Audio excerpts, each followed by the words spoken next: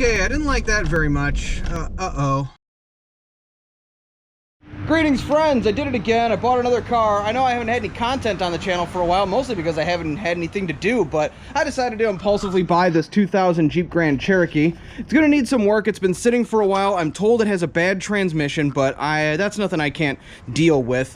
The engine seems to be running just fine. I know it has a new radiator, but it doesn't appear to have suffered any damage as a result of overheating or anything like that. The tires all appear to be pretty new, and the brakes look like they've been done recently. I know the shocks are pretty new in this thing.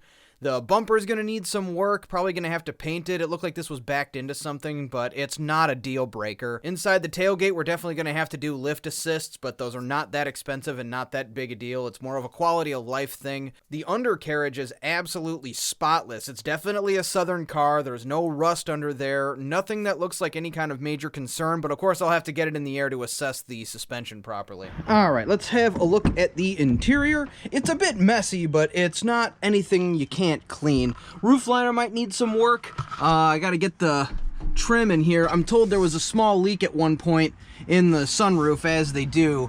You know, the wood trim is clean. It's all there. It just needs some detail work. Again, for 125,000 miles, you expect it to be a bit lived in, but we'll clean up the shifter and stuff like that. That's all stuff I'm totally cool with doing. So that's the once over. We gotta, of course, hop in it and take it for a drive. At this point, it fired right up. I don't think there's anything wrong with the battery. It was just a little bit low and couldn't get it started. But of course, the primary concern with this thing was the transmission. There's second gear. Won't go into third. So it will not shift into third gear.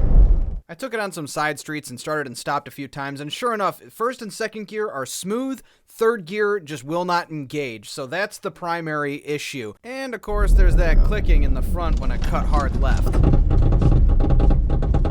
All right, we're back from our first drive in this thing, and something's up with that transmission. It won't shift into third gear. So hopefully it doesn't need a whole transmission rebuild. It might just need the shifting solenoid. So I don't know. Tell me in the comments what you think. Otherwise, I think I got a really good deal on this Jeep. 125,000 miles.